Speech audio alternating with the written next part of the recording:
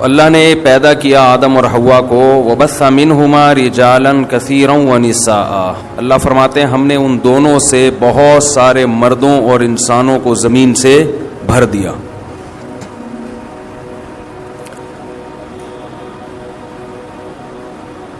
ابھی پھیلنے کا عمل ہوا ہے، پھیلتے جا رہے ہیں، پھیلتے جا رہے ہیں، پھیلتے جا رہے ہیں۔ ایک جگہ زمین پہ آدم اور حوا رہتے تھے اور ان کی نسل پھیلتے پھیلتے پھیلتے پھیلتے پوری دنیا بھر گئی۔ دنیا میں جہاں بھی جائیں گے بندہ نظر آئے گا آپ کو۔ وہ الگ بات ہے وہ بندہ نہیں ہوگا، لیکن انسان ہوگا۔ وہ بندہ تو کہتے ہیں نا، انسان کا بچہ بندہ۔ حتیٰ کہ ایسی ایسی جگہوں پہ لوگ رہتے ہیں جہاں -40 ٹیمپریچر ہے۔ آدمی کہتا ہے تم ہمارے گھر ڈی فریزر میں رہ لو، آ کے بڑا والا بنوا لیتے تمہارے لیے، ادھر رہنے کی ضرورت کیا ہے؟ لیکن پھیلا دیا اللہ نے۔ قرآن کہتا ہے جیسے میں نے لوگوں کو پھیلا دیا اسی طرح اب دوبارہ اکٹھا کروں گا، جمع کروں گا۔ وحشرناہم، دوبارہ جمع ہو جائیں گے ایک ہی جگہ پہ میدان حشر میں۔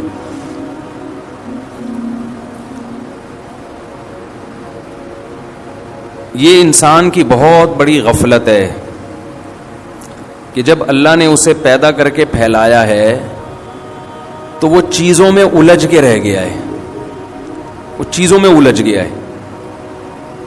آپ کو پتا ہے ہر آدمی کو چیزیں چاہیے، چیزیں ہی چاہیے نا، چیزوں کے اکٹھا کرنے میں، چیزوں کے جمع کرنے میں،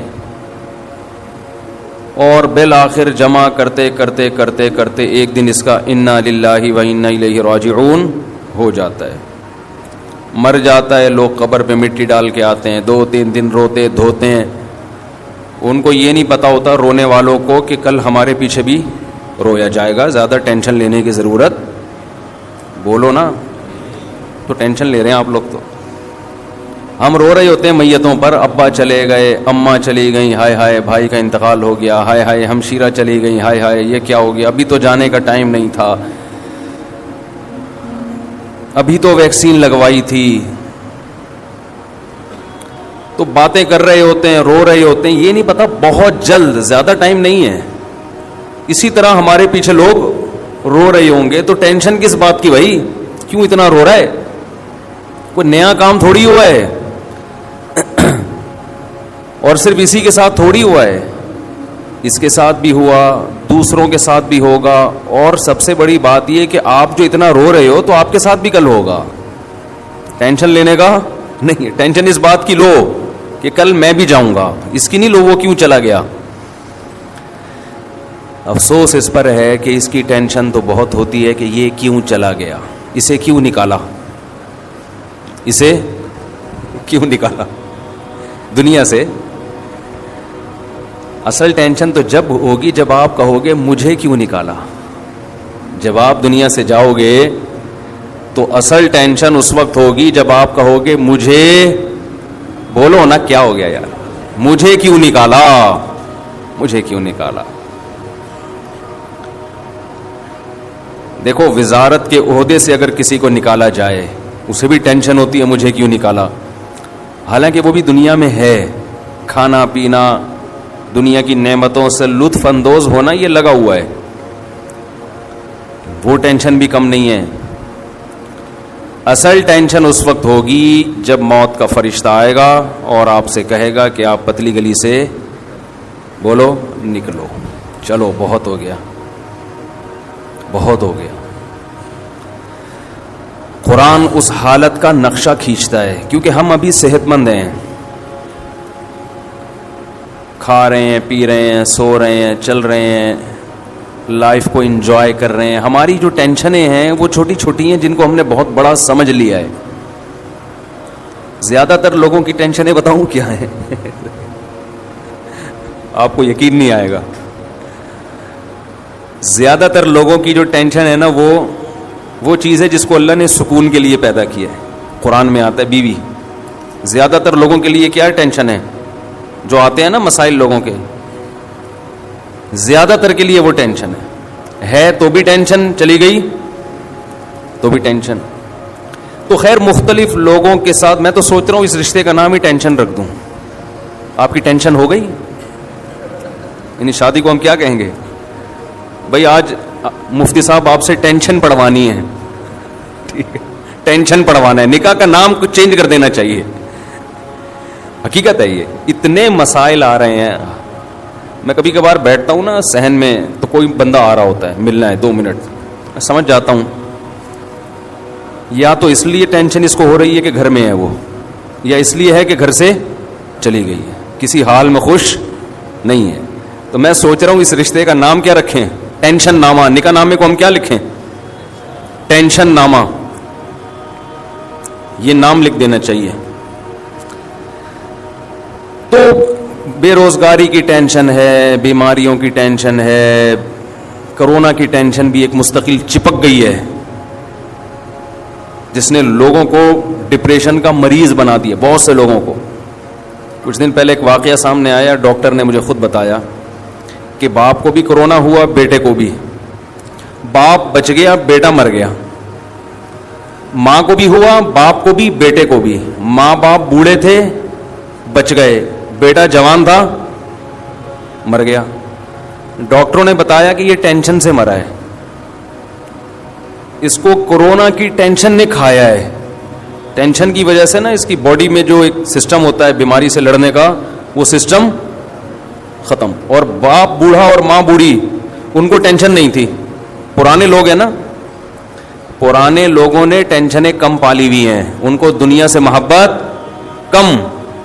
نئی نسل کو دنیا سے محبت زیادہ. پرانوں میں دین کے کچھ اثرات تھے, حالانکہ ان کو تو ٹینشن زیادہ ہونی چاہیے کہ یار ہم بوڑھے ہیں, ہمارے مرنے کے چانس زیادہ ہیں. لیکن انہوں نے ٹینشن اتنی نہیں لی. انہوں نے کہا بھائی ہمارے ابا بھی مرے, دادا بھی مرے, تو ہم بھی زیادہ مر جائیں گے نا, یہی ہوگا. اللہ کرے بچ جائیں تو بچ گئے.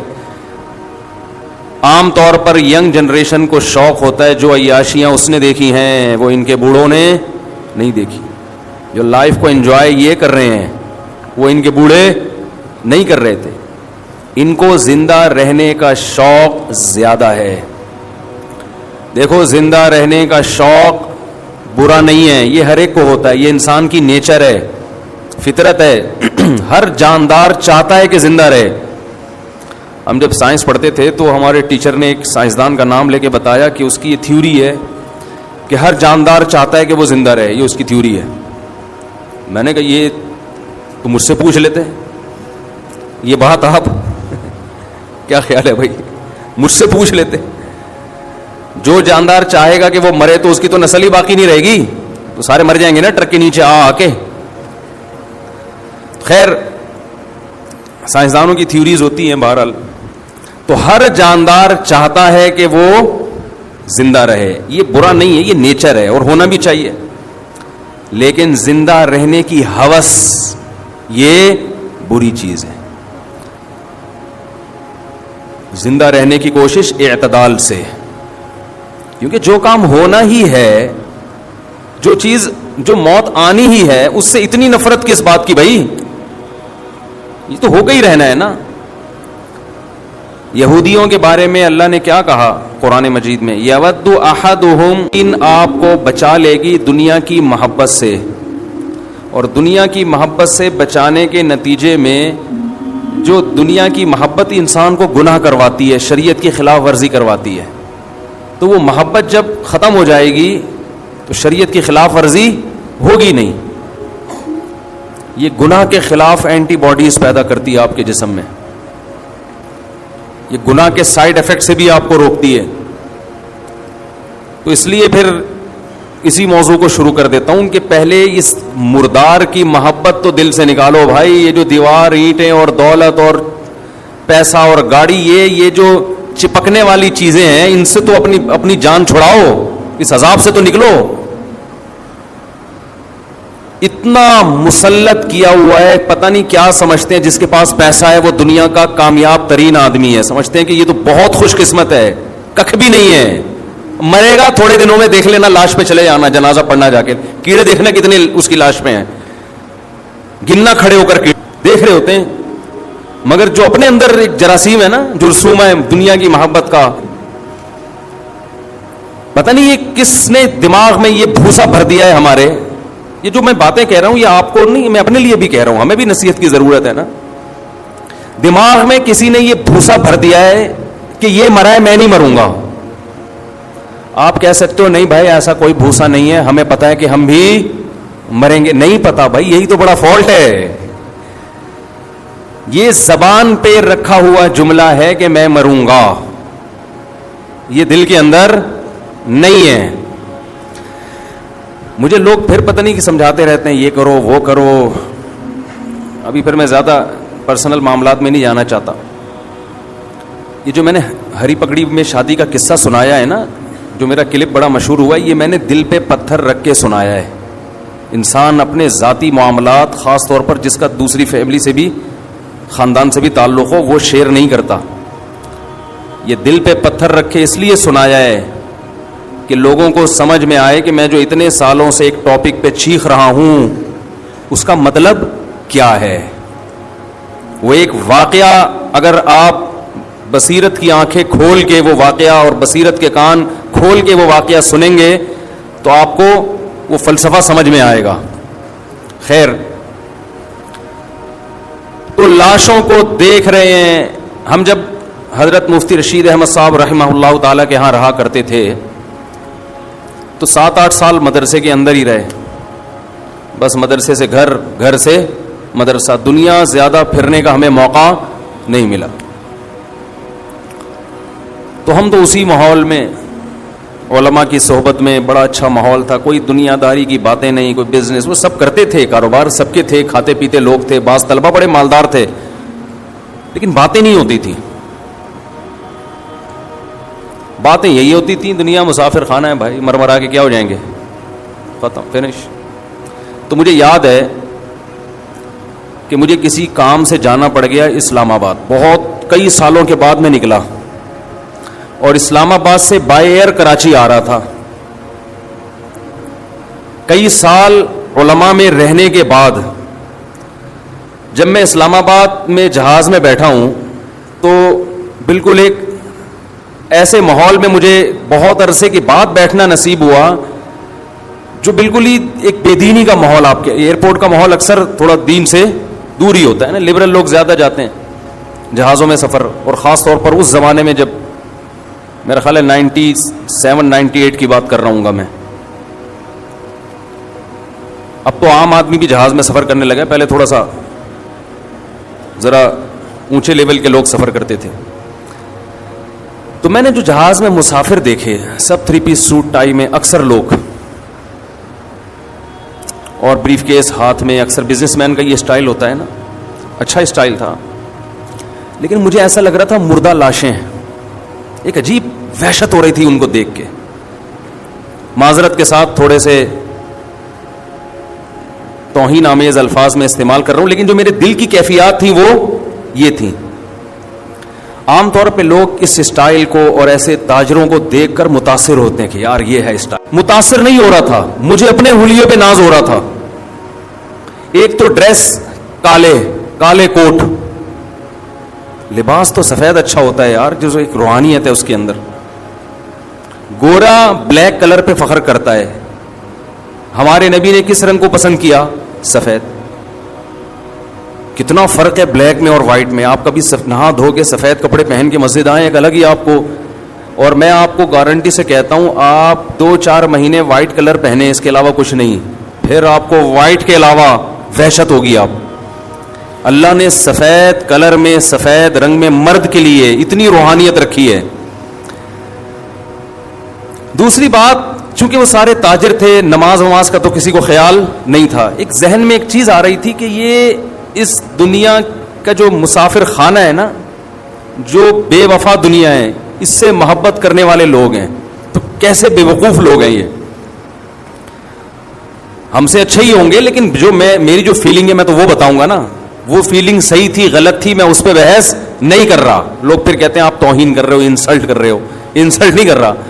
وہ میں نے پچھلے دفعہ بیان میں کہا نا، میں نے لنگڑی خواتین کو بھی نکاح کا پیغام بھیجا، بہری کو بھی. کسی نے کہا دیکھو لنگڑی عورتوں کا مذاق اڑا رہا ہے. ابے لنگڑی عورتوں کا مذاق کون اڑا رہا ہے اس میں؟